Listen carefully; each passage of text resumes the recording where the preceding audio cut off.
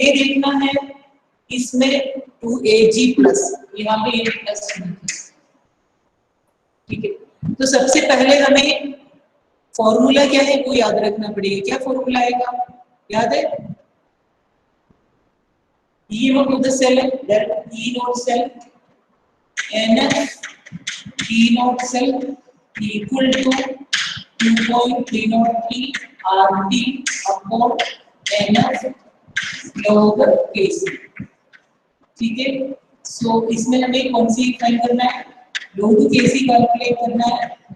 log Kc क्या है, तो log Kc is equal to NF E naught cell divided by 2.303 RT upon ये है।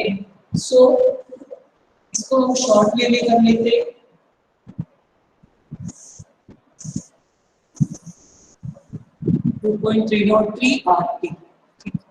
सो माइनस माइनस तो पॉजिटिव हो गया और log Kc is equal to NF E naught cell divided by 2.303, ठीक है। तो इसमें हमें कौन सी वैल्यू फाइंड करना पड़ेगा, m, और बाकी वैल्यू हमें पता है।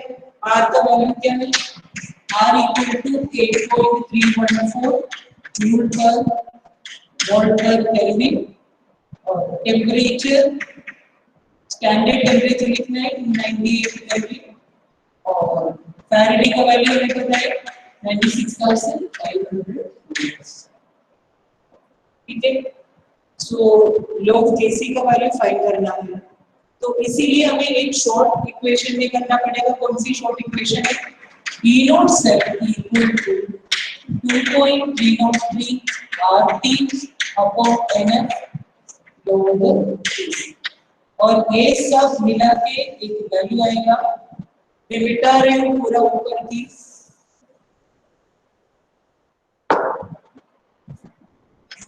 E naught cell equal to 0.0591 upon L log Kc, ठीक है। अब log Kc कितने मिलेगा, 0.07 divided by 0.0591। आप पूछो क्या क्या था मैम, विजिबल नहीं लगा, ऊपर का दिख रहा। अच्छा, ऊपर का विजिबल नहीं है, ये मिटा देंगे मैं, ठीक है। मिटाओ,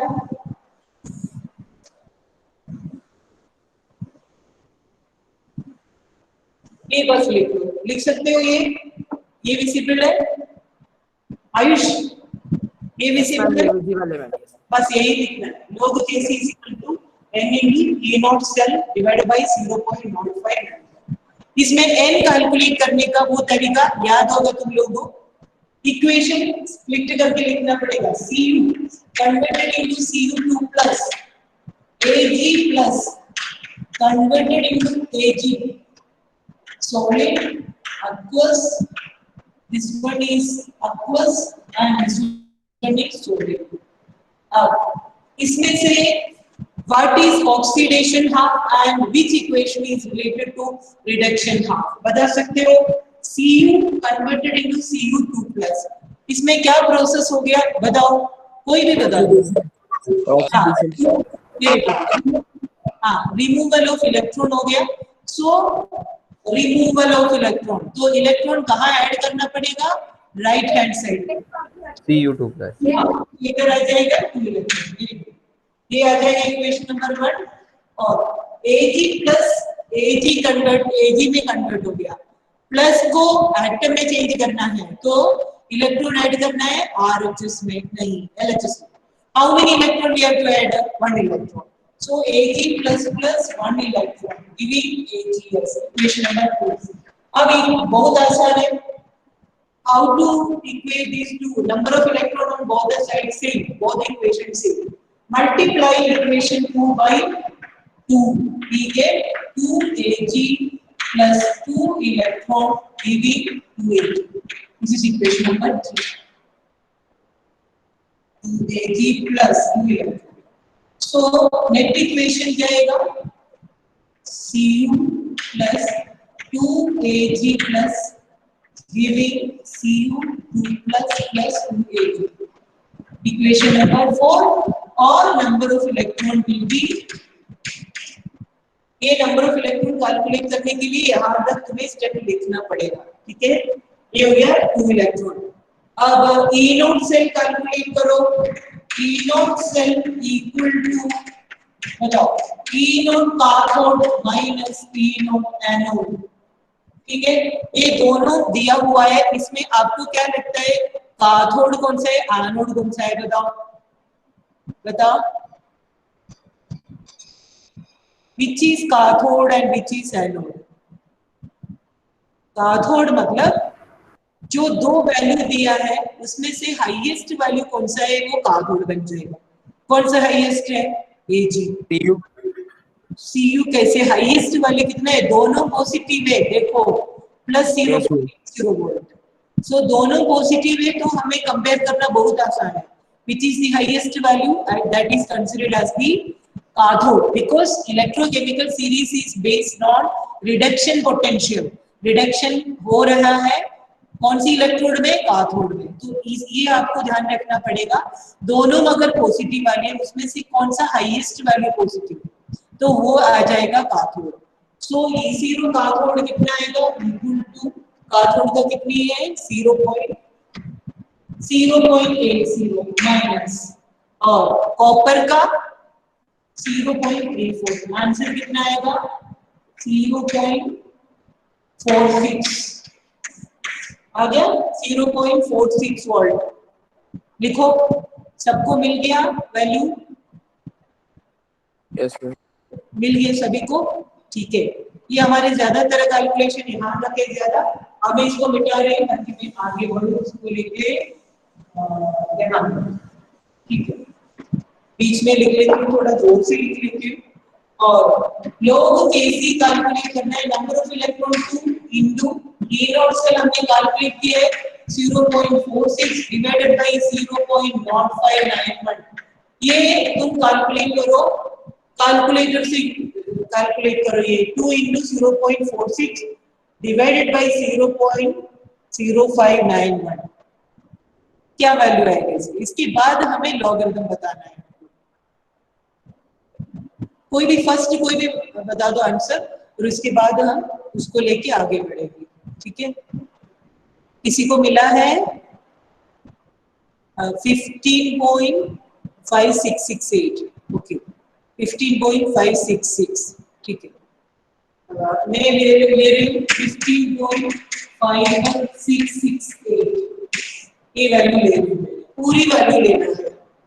कितना मिला है 566, हाँ ठीक है कोई बात नहीं, 15.566। अभी देखो बहुत इंपॉर्टेंट पार्ट में बता रही हूँ, ये log Kc equal to 15.568, therefore Kc equal to anti-logarithm of 15.568। इसकी एंटी लॉगरिथम कैसे निकालना है, अपनी अपनी एंटी लॉगरिथम पार्ट ले लो, एंटी लॉगरिथम पार्ट, ठीक है। एंटी लॉगरिथम पेज ले लेना और सबसे इंपॉर्टेंट पार्ट है ये जो दोनों पार्ट है, this is called the characteristic part and this is called the magnification part. ये कैरेक्टरिस्टिक पार्ट को हमें कुछ नहीं करना है, we can keep it as the exponential form, मतलब हमें ऐसे लिखना है k into the power 15 as such लिख लो। ये एक पार्ट को इस तरह से हमें लिखना है सबसे पहले। आफ्टरवर्ड्स ये देखो 0.5668 एंटी लॉगरिथम पेज देखो, सबसे पहले वहीं पे नंबर कैसे दिया है चेक करो, पॉइंट आएगा सब में, देखा 0.00, 0.01, 0.02 इस तरह से आ रहे हैं। इसी तरह से तुम लोग आ जाओ कहाँ पे 0.56 कहाँ लिखा है वहां तक आ जाओ, आ गया। उसकी जो पैरेलल चले जाओ उस पे 6 के नीचे कौन सी वैल्यू है उसी को देखो, 6 के नीचे कौन सा वैल्यू है, देख लिया है, अगर कोई देखे तो मुझे बता देना चैट बॉक्स में लिख लो 56 का, वेरी गुड, 56 का 6 का वैल्यू आएगा, देखो 3681। इसके साथ एक फोर्थ डिजिट भी है 8, उसकी पैरेलल जाओ, मीन डिफरेंस 8 में कौन सी वैल्यू आ रही है, कौन सी वैल्यू आ रही है 7, ठीक है, और इसको ऐड करो 3688 और आंसर लिखने के पहले एक डिजिट छोड़ के पॉइंट लगा दो 3.688 into 10 to the power, ये है इसकी आंसर। तो केसी का वैल्यू आ रहा है 3.688 into 10 to the power 15, ये आ गया इसकी आंसर। ठीक है, कुछ समझ में आया? पूरी मैम हमेशा मैम पॉइंट लगाना है क्या? आयुष वापस बोलो। मैम हमेशा पॉइंट लगाना है क्या मैम, एक डिजिट हमेशा हमेशा यही रूल। देखो इसमें कैसे पॉइंट लगाना है उसके पीछे थियरी भी है, लेकिन ये सब हमें अभी सीखने का, अभी ऑनलाइन मोड पे अपन नहीं सीख सकते, ठीक है, क्योंकि डिटेल में अगर मैं लॉगरिथम पढ़ाऊंगी तो इसीलिए मुझे कॉन्टैक्ट क्लास में 2 पीरियड्स चाहिए मिनिमम, पूरी रूल्स रेगुलेशन कैसे कैरेक्टरिस्टिक मैंडीज डिस्क्राइब करने के लिए। तो ये सिंपल थियरी है, जितनी अभी की मोड पे अपन इतने पढ़ो, जितनी लेना है, जितनी अपन को जरूरत है उतना सीख लो, ठीक है। इसको लर्न करने में ज्यादा डिफिकल्टी नहीं है। लॉगरिथम, एंटी लॉगरिथम और एंटी लॉगरिथम के लिए यही तरीका फिक्स्ड है। तुम लोग कोई से भी कैलकुलेशन में भी करोगे तो इस तरह से इसकी वैल्यू आएगी एंटी लॉगरिथम, ठीक है। आ गया? क्लियर हो गया आयुष? Yes ma'am. अच्छा ठीक है, अभी मैं तुम्हारे ट्रायल कर रही हूँ सभी का। एक और क्वेश्चन सेम टाइप दे दूंगी, लेकिन इस बार मैं थोड़ा सिंपल वाला देती हूँ, ठीक है। देखते हैं कितनी लोग कर सकते हैं। सेम क्वेश्चन, क्वेश्चन सेम है, इक्विलिब्रियम कांस्टेंट, बट उसकी डाटा में चेंज करके देती हूँ, ठीक है। लिख लो, calculate the equilibrium constant for the reaction, calculate the equilibrium constant for the reaction at 298 Kelvin.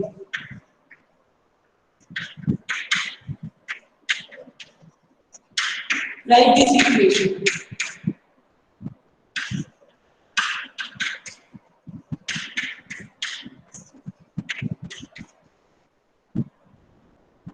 ये इक्वेशन, अब इसमें मैं वैल्यू दे रही हूँ E0 Zn2 plus Zn is equal to minus 0.76 volt और E0 Cu2 plus Cu value दे रही हूँ plus 0.34 volt। अब अपने लेवल पे कोशिश करके मुझे log Kc तक फाइंड आउट करके बताओ, उतना ही कर लेना, ठीक है। व्हाट इज log Kc, और उसके आगे भी कर सकते तो 1 मिनट में हो जाएगा, ये कर दो। पहले ए नोट से कैलकुलेट करना, ठीक है। E naught minus E naught N,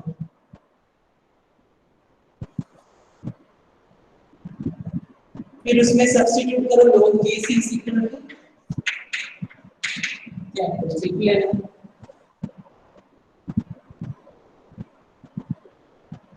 इधर नंबर ऑफ इलेक्ट्रॉन फिक्स्ड है, कोई चेंज नहीं है, ऑक्सीडेशन और reduction of number of electron fixed है 2 है, तो इसलिए हमें स्प्लिट करके इक्वेशन लिखने की जरूरत नहीं, ठीक है। सक्सेस सिंगल, देखो समझ में आ रहा है ना, चार्ज तो बराबर है इसीलिए, ठीक है।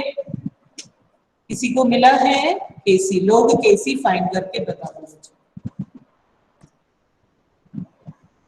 पिछले बार जो किया है उसी की सेम टाइप पे कैलकुलेशन करना है, और लोग केसी का वैल्यू तक करो बस।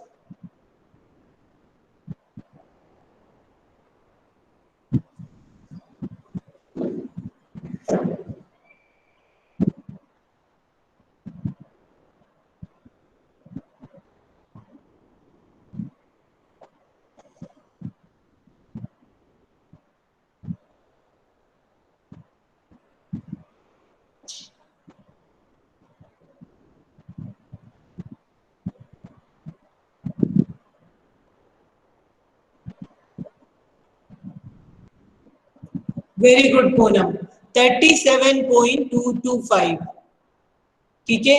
और किसी को मिला है 37? ये पूनम के लिए एक क्लैपिंग कर रही थी, ठीक है। Govind Rai same answer, very good. 37.2। Shreyas बेटा तुम 2 डेसिमल और तक कर दे। 37.2 बिल्कुल करेक्ट है, लेकिन एक्सैक्ट वैल्यू फाइंड करो, एक्सैक्ट 2 डिजिट और कर सकते हो। हाँ वेरी गुड शशांक, तुम्हें पूरी आंसर मिल गया? ये गलत है, मैं आपको बता दूं, चिंता मत करो। 37.225, वेरी गुड। चलो ठीक है, अपन आगे कर लेते हैं। 37.225, ठीक। एक्सपोनेंशियल फॉर्म में लिख लो, पहले 10 टू द पावर 37 लिख लो, ठीक है।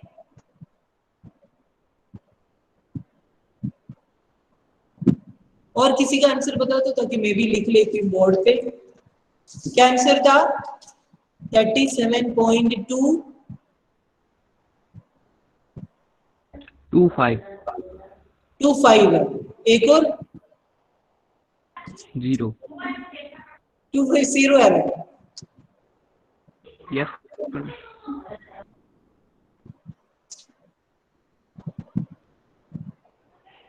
37.2250 225 है, 225 आ रहा है yes मैम सबको, सही है। अच्छा ये बताओ ई नोट सेल कितना आया? ई नोट सेल 1.10। ओके 1.10 वोल्ट, हाँ सही है।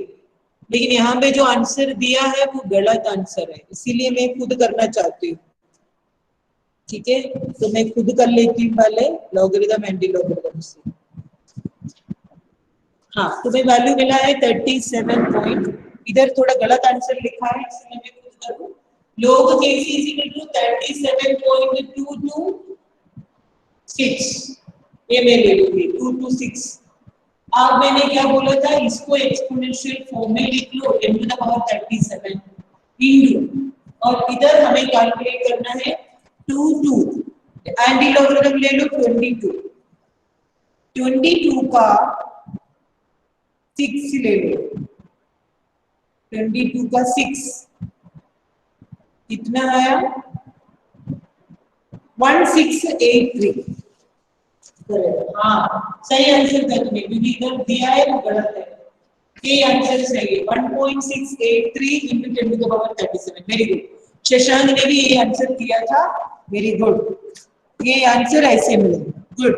सभी बच्चे लिख लो ये answer 1.683 into 10 to the power 37, क्योंकि इसमें बुक में जो आंसर दिया है वो गलत है, बुक में जो दिया है वो है 1.95, वो गलत, ठीक है। क्योंकि इसमें एंटी लॉगरिथम वैल्यू भी गलत दिया है। So this is all about the numerical, ठीक है। अभी हमें नेक्स्ट टॉपिक पे जाना है। Next topic is very interesting, it is related to physics. तो टॉपिक का नाम लिख लो, conductance of electrolytic solutions. Conductance of electrolytic solutions. ज्यादा कुछ नहीं फिजिक्स की, बट है। उसके लिए मैं पहले आपको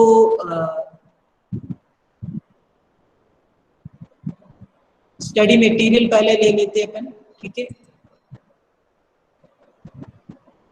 on the basis of that I will explain, okay.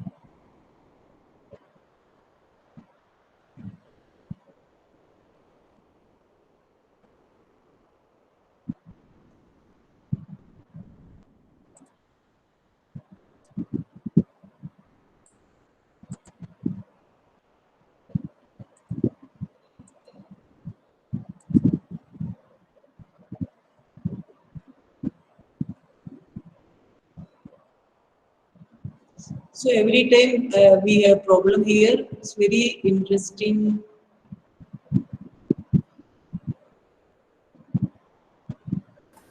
Ma'am आप स्कूल नेम क्या डालते हो उसमें?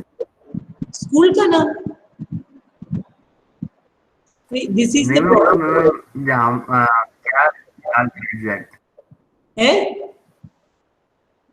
अरे श्री स्कूल सत्य से विद्या विहार गुना, ये ऐसे आता हम भी है, ट्राई कर लेंगे हम घर से। आप मत करना। बिकॉज यू नो ये स्क्रॉल करने के टाइम ये बीच में कुछ अटक जाते हैं, वो आगे नहीं बढ़ सकते। देख ऐसे आ जाती है, तो मैं वापस चले जाती हूँ। देख now I think I can do something. देखते देख जल्दी स्क्रॉल हो जाते हैं, but it can't stop there.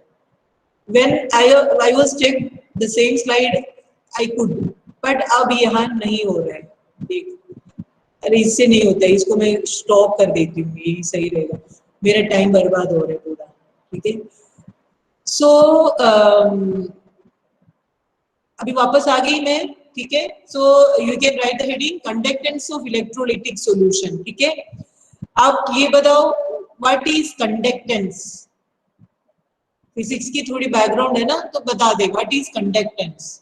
Physics और केमिस्ट्री में सेम टू सेम है, कोई चेंज नहीं है। बताओ, कंसेप्ट है ना, दिस इज ए कंसेप्ट। बता दो what is conductance, electrical conductance. चलो ठीक है, छोड़ो। व्हाट इज रेजिस्टेंस, ये बताओ what is resistance, electrical resistance. What is Ohm's law, कोई भी आंसर नहीं आ रहा तुम लोगों को। What is resistance according to Ohm's law? What is Ohm's law? कोई बता दो बच्चों। Are you all there in the class? Say anyone can say. अच्छा okay, शशांक लिख रहे। My God, Sriyesh, fantastic answer दे रहे आप। Okay, very good. So resistance R is equal to R VI. Okay, this is according to Ohm's law. Resistance depends on two important factors of conductor. Which are the two factors? One is called the length of the conductor, and the other one is called the area of cross section. Okay, so there is one law which is related to resistance, length, and area. Resistance of the conductor is directly proportional. अभी यहाँ पे लिख सकती हूँ मैं, R is directly proportional to L upon A. This you have already learned. R is directly proportional to L upon A. L means the length of the conductor. A is area of cross section. How to remove proportionality sign? We have to multiply by a constant. R is equal to rho into L upon A. Write all this, okay? R is equal to rho into L upon A. Whereas rho is called the resistivity. It has one more name. Anyone? Specific resistance. दोनों term learn करना है, ठीक है। Rho is called the resistivity, or it is also called the specific resistance. Got it?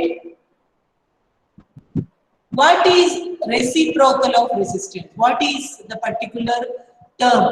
1 by R is equal to what? 1 by R. Inverse of resistance is called what? Non-conductance. V upon rho L. Very good, very good. 1 upon R is equal to conductance, and the letter used to represent conductance in chemistry. I don't know whether it is same in physics or not.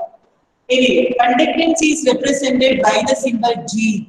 So 1 upon R is equal to G. Important. Okay.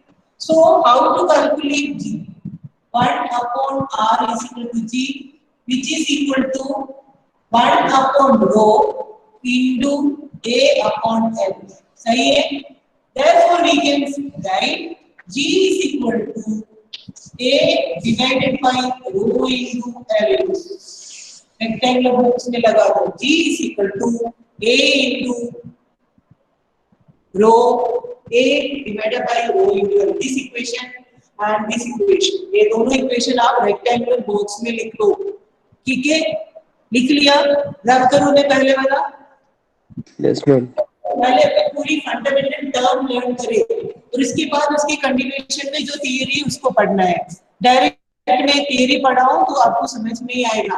मैं ऐसे assumption में चले जाऊं these all related to physics, मेरे बच्चों को सबको आता है, ऐसे assume करके मैं नहीं जा सकती. ठीक है?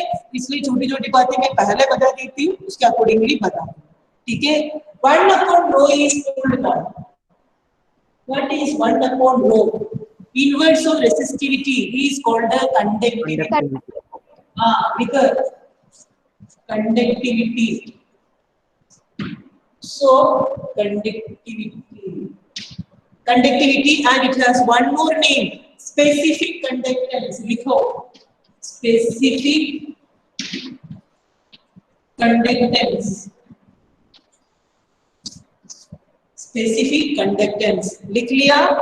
And conductivity is represented by the symbol kappa. Is called kappa. ये भी आपको पता है kappa. Represented by the symbol K. Okay, so we can write G is equal to 1/rho into L/A. ये हम पहले से ले लिया. L/A नहीं उल्टा. A/L. इसको मिटा रहे हैं अभी. और 1/rho की जगह में मैं क्या ले लूं अभी? कापा लिखना है.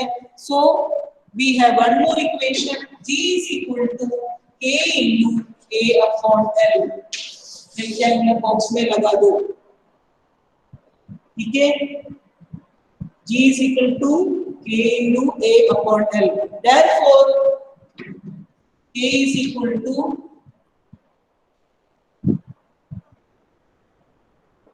लिख सकते हो ना G into L/L. ये सारे इक्वेशंस आपको लर्न करना है because these all are connected to the topic we will study now. Okay, then now we will focus on this one. Which one? Conductivity. This is our key point, conductivity. So we will focus on this value of K. Value of K depends on many factors like the nature of material, temperature, pressure and all. Okay, nature of material. So now we will focus on conductivity K, which depends on many factors. First is nature of material. Materials are classified into 4 categories according to conductivity. They are conductors. They are conductors, semiconductors, insulators. Fourth, anyone can say fourth type. Which is the fourth type of substance? Dielectric. The fourth type is substance. Now we are discussing factors on which K depends. The first factor is nature of material. So nature means they are classified into 4 categories. Conductor, semiconductor, insulator, और इसके अलावा एक और है. Anyone can say? Superconductor. Very good, Suraj. Superconductors. What are superconductors? What are superconductors? Which have zero resistivity. Resistivity या resistance है या दोनों सेम है? बताओ. हाँ, श्रेयस, वेरी गुड. लेकिन R के जगह में कैपिटल R होना चाहिए. Right, very good. Resistance. Zero resistance. Govind, it is zero resistance. Or we can say that it has zero resistance or it has infinite conductivity. ठीक है? Zero resistance or infinite conductivity. It is achieved. Superconductors are not naturally occurring substance. we can make superconductors by decreasing the temperature. Generally, that when the temperature is reaching up to the range 150 Kelvin, very low temperature, superconductors can be created. Okay, so this is the first point, nature of material. Okay, now next one we can consider the first point again, conductors. You know that conductors are mainly classified into two categories. Which are they? Electrical conductors and electrolytic conductors. Conductors are of two types: electrical conductors and electrolytic conductors.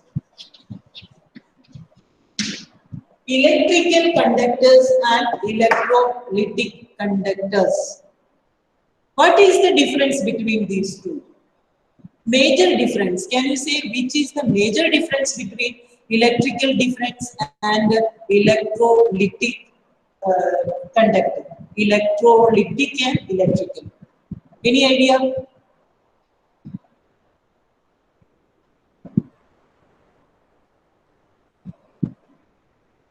बहुत अच्छे बच्चे, बिल्कुल silent में बैठते हैं. Very good. So electrical means what? It is related to metal, and the conductivity is due to the movement of electrons. Or simply we can say that electrical conductors means metallic conductors, and the conductivity is due to the movement of electrons. Okay.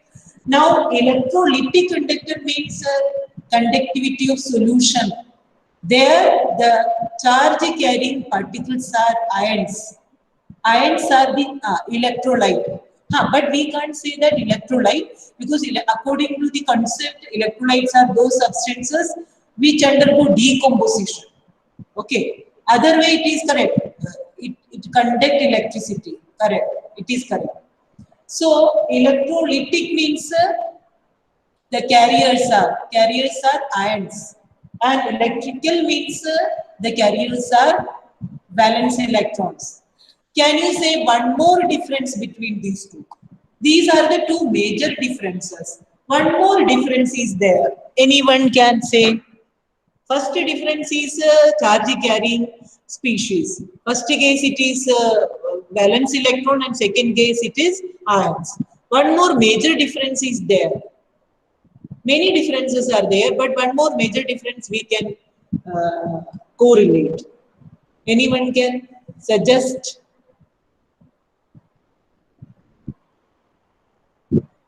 Okay, I will give the clue. Flow of ions. Flow of ions तो same ही हो गया ना?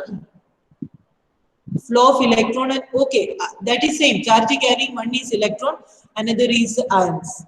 A clue देती हूँ, temperature. What is the effect of temperature on both conductivity? As temperature increase, what happens to electrical conductivity? As temperature increases, what happens to electrical conductivity? Is it increase or decrease? Very good, Sriyesh. It decreases. Okay, very good. So electrolytic conductor, it is just reverse.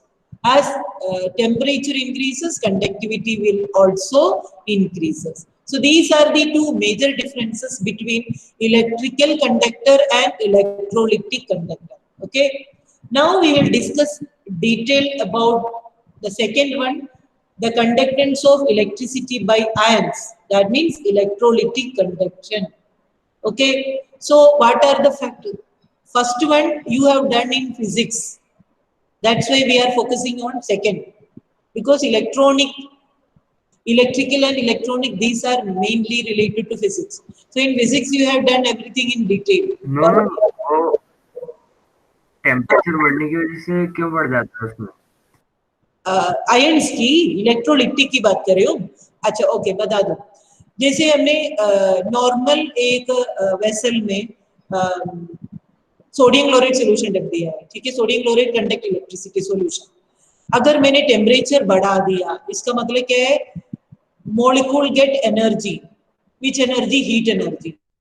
Molecule energy जितनी मिले तो उतनी molecule की movement, kinetic energy increase हो जाते हैं.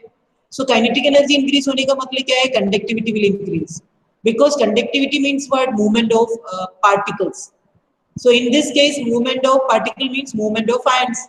So as temperature increases, kinetic energy of the particle increase. That means kinetic energy of the ions will increase. So conductivity will be increased. Got it, Shreyas? आ गया? Yes ma'am. अच्छा मुझे ये बताओ, electronic conduction में डिक्रीज क्यों हो गया?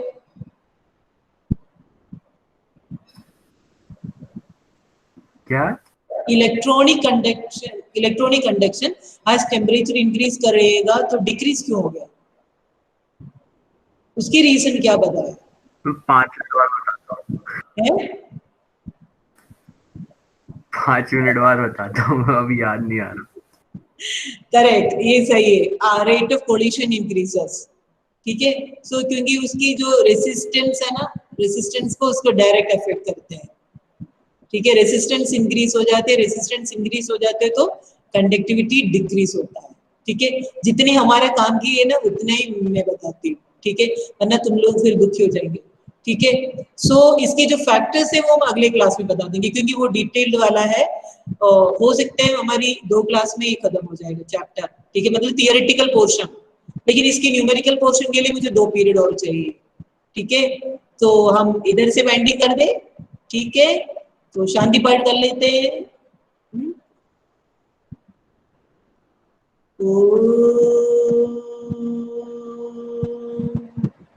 शांति शांति शांति। साई राम, ठीक है। तो सभी बच्चे फिर मिलेंगे हम लोग